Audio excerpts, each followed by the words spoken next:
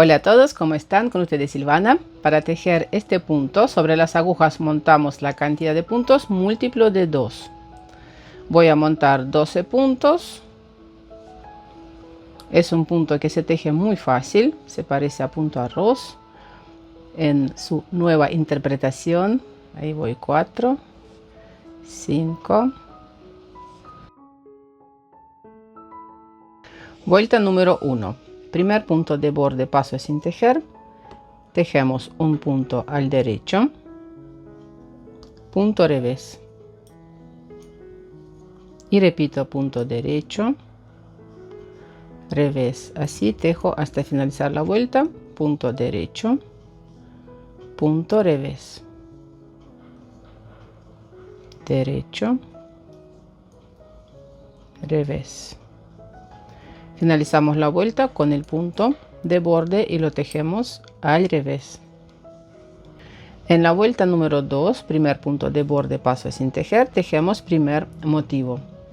Tejemos un punto al derecho, la hebra delante de tejido, paso un punto sin tejer y repito el motivo. Punto derecho, la hebra delante de tejido, paso punto sin tejer, derecho, la hebra delante de tejido, paso punto sin tejer y así tejemos hasta finalizar la vuelta número 2.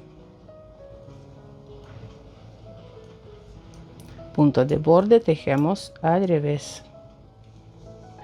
En la vuelta número 3, primer punto de borde, paso sin tejer, tejemos un punto al revés, punto derecho y repito revés, derecho, revés, derecho. Así tejemos hasta finalizar la vuelta número 3. Último punto de borde, tejemos al revés.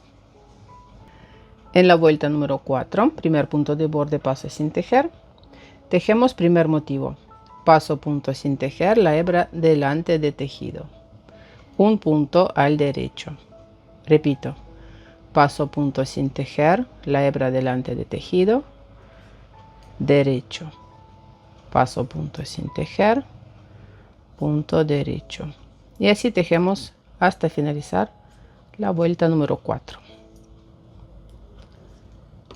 Último punto de borde, tejemos al revés y así voy a tejer repitiendo estas 4 vueltas. O sea, vuelta número 5 tejemos igual que la vuelta número 1 y así sale este hermoso punto. Miren, parece punto arroz, pero es un punto más abierto que punto arroz. Del lado del derecho se ve así y así se ve sobre el lado del revés.